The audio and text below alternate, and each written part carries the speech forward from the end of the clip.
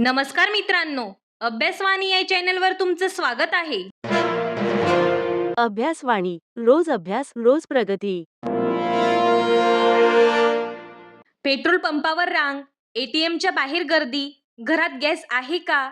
संपला तर मिळेल ना? अचानक लोक घाबरायला का लागलेत? पुन्हा लॉकडाऊन येणार का? की काहीतरी मोठं संकट येणार आहे? यामागचं खरं कारण काय आहे? आज आपण सगळं क्लिअर समजून घेणार आहोत. तर बघा, ही जी पॅनिक सिच्युएशन आपण आता बघतोय ना, ती अचानक तयार झालेली नाहीये. हळूहळू तिची सुरुवात झाली. सुरुवातीला काय झालं? व्हॉट्सॲप, टेलिग्राम सारखे प्लॅटफॉर्म्सवर काही मेसेज फिरायला लागले. तयारीत राहा, पुन्हा लॉकडाऊन लागू शकतो. लोकांनी हे मेसेज फॉरवर्ड करायला सुरुवात केली आणि हळूहळू लोकांच्या मनात एक भीती तयार होऊ लागली. पण खरं सांगायचं झालं तर ही पॅनिक इथून पूर्णपणे सुरू झाली नाही. याला एक मोठा ट्रिगर मिळाला. तो म्हणजे पंतप्रधान नरेंद्र मोदी यांचं लोकसभेतलं वक्तव्य. ते काय म्हणाले तर बघा, ते म्हणाले, या युद्धामुळे जागतिक स्तरावर परिणाम दिसणार आहेत. आपल्याला तयार राहावं लागेल, एकजूट राहणं गरजेचं आहे. आता इथे लक्षात घ्या, त्यांनी कुठेही लॉकडाऊन असा शब्द वापरलेला नाही, पण लोकांनी स्वतःच कन्क्लुजन काढायला सुरुवात केली. कोणाला वाटलं पुन्हा कोरोनासारखं काहीतरी येणार, कोणाला वाटलं सगळं बंद होणार आणि इथूनच खरी पॅनिक सुरू झाली. पण आता इथे सगळ्यात महत्वाचा प्रश्न असा आहे, मोदींच्या त्या वक्तव्याचा खरा अर्थ काय होता आणि आपण तो इतका चुकीचा का समजलो? चला आता ते डिटेलमध्ये समजून घेऊया. तर बघा, आपण आताच पाहिलं लोकांनी पॅनिक कशी क्रिएट केली आणि एका स्टेटमेंटचा अर्थ कसा चुकीचा घेतला.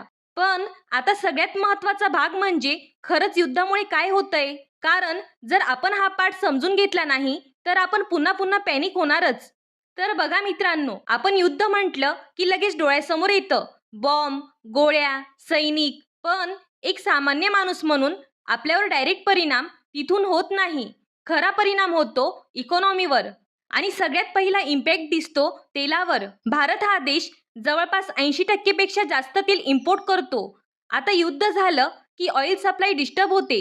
काही देश एक्सपोर्ट कमी करतात आणि डिमांड मात्र तशीच राहते. त्याचा रिझल्ट काय येतो तर बघा, प्राइस वाढतात आणि जेव्हा पेट्रोल डिझेल महाग होतं, ट्रान्सपोर्ट महाग होतो, वस्तू महाग होतात आणि शेवटी महागाई वाढते. पण फक्त तेलच नाही, युद्धाचा परिणाम अजून एका मोठ्या सिस्टीमवर होतो.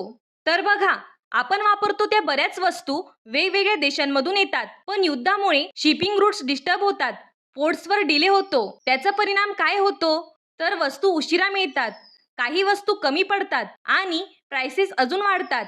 आता तिसरा मुद्दा म्हणजे जो सध्या जगभरात ऑलरेडी दिसायला लागलाय. युरोपमध्ये आधीपासूनच गॅस क्रायसिस चालू आहे, एनर्जी सप्लाय अनस्टेबल झाली आहे आणि जर ही सिच्युएशन अजून वाढली तर त्याचा इनडायरेक्ट परिणाम भारतावरही होणारच. कारण आजच्या जगात सगळे देश एकमेकांशी जोडलेले आहेत. म्हणजे ओव्हरऑल काय समजतं, युद्धामुळे इमिजिएट लॉकडाऊन येत नाही, पण इकॉनॉमीवर प्रेशर तयार होतो आणि त्याचा परिणाम आपल्याला महागाईत दिसतो. आता सगळ्यात महत्वाचा प्रश्न म्हणजे जर हे सगळं चालू आहे तर खरंच लॉकडाऊन येऊ शकतो का? सरळ आणि स्पष्ट उत्तर नाही, म्हणजे सध्या तरी नाही. तर बघा, आपण एक गोष्ट समजून घेतली पाहिजे, लॉकडाऊन हा युद्धासाठी वापरला जाणारा उपाय नाही. लॉकडाऊन हा हेल्थ क्रायसिससाठी असतो. जसं आपण कोविड-19च्या काळात पाहिलं, तेव्हा व्हायरस पसरत होता, लोकांची हालचाल थांबवणं गरजेचं होतं, म्हणून लॉकडाऊन लावण्यात आला. पण आताची सिच्युएशन तशी नाही. आता हेल्थ क्रायसिस नाही, तर आता इकॉनॉमिक प्रेशर आहे. म्हणजे नरेंद्र मोदी यांनी जे सांगितलं त्याचा अर्थ असा नव्हता की सगळं बंद होणार आहे. त्यांचा अर्थ असा होता की जागतिक परिस्थितीमुळे आर्थिक परिणाम येणार आहेत, म्हणून आपल्याला तयार राहावं लागेल. पण लोकांनी काय केलं? तयार राहा म्हणजे सामान साठवा आणि परिणाम येतील म्हणजे लॉकडाऊन येणार आणि इथेच मिथ तयार झाला. आणि इथे एक खूप इंटरेस्टिंग गोष्ट आहे, लोक इतक्या लवकर पॅनिक का होतात? जेव्हा इन्फॉर्मेशन इनकम्प्लीट असते तेव्हा मेंदू आपोआप वर्स्ट केस इमॅजिन करतो आणि सोशल मीडियावर तीच भीती मल्टिप्लाय होते. म्हणजे आता एक गोष्ट क्लिअर झाली, लॉकडाऊन येणार नाही, पण पॅनिक मात्र खूप वेगाने पसरतो. मग आता पुढचा महत्वाचा प्रश्न म्हणजे हा पॅनिक इतक्या वेगाने पसरतो कसा आणि लोक त्यात अडकतात का? जेव्हा सिच्युएशन अनसर्टन असते, म्हणजे पुढे काय होणार आहे हे क्लिअर नसतं, तेव्हा आपल्या मेंदूचं एक डिफॉल्ट सेटिंग चालू होतं, वर्स्ट केस सिनेरिओ इमॅजिन करणं. उदाहरणार्थ, कुणीतरी म्हणालं युद्धामुळे परिणाम होणार लगेच आपल्या डोक्यात येतं, म्हणजे सगळं बंद होणार का? कुणीतरी मेसेज पाठवला की सामान साठवा.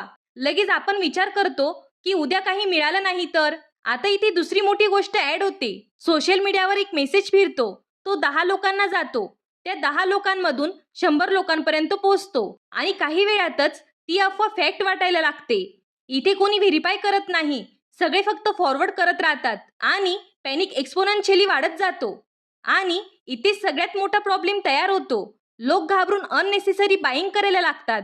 गरज नसताना सामान साठवायला लागतात आणि त्यामुळे काय होतं? आर्टिफिशियल शॉर्टेज तयार होतो. म्हणजे खरं संकट नसतानाही लोक स्वतःच संकट तयार करतात. म्हणजे आता एक गोष्ट पूर्णपणे क्लिअर झाली. पॅनिक हा फॅक्टपेक्षा जास्त वेगाने पसरतो आणि कधी कधी तोच खरं संकट बनतो. मग आता सगळ्यात महत्वाचा प्रश्न, पुढे काय होऊ शकतं आणि आपण काय एक्सपेक्ट करायला हवं? म्हणजे आता पूर्ण पिक्चर क्लिअर झाली. पॅनिक का झाला, खरं काय चाललंय आणि पुढे काय होऊ शकतं. मग आता शेवटी एकच गोष्ट उरते, आपण या सिच्युएशन कडे बघायचं कसं. तर बघा, संकट आलं की 2 गोष्टी घडतात. पहिली म्हणजे खरं संकट आणि दुसरं मनात तयार होणारं भीतीचं संकट. आणि अनेक वेळा हे भीतीचं संकटच जास्त धोकादायक ठरतं. आजची सिच्युएशन काय सांगते? तर बघा, युद्ध चालू आहे हे खरं आहे, त्याचे इकॉनॉमिक परिणाम होणार हेही खरं आहे, पण सगळं बंद होणार, लॉकडाऊन लागणार हे पूर्णपणे अफवा आहे. त्यामुळे निर्णय घेताना भीतीवर नाही तर माहितीवर विश्वास ठेवा. लक्षात ठेवा, संकट आलं की घाबरायचं नसतं, तर समजून घ्यायचं असतं. अफवा वेगाने पसरते, पण सत्य समजलं की भीती संपते. जर तुम्हाला असंच करंट अफेअर्स सोप्या भाषेत समजून घ्यायचं असेल तर चॅनेलला सबस्क्राईब करा आणि हा व्हिडिओ शेअर करा, ज्यामुळे पॅनिक नाही तर क्लॅरिटी पसरली पाहिजे. थँक्यू. अभ्यासवाणी रोज अभ्यास रोज प्रगती.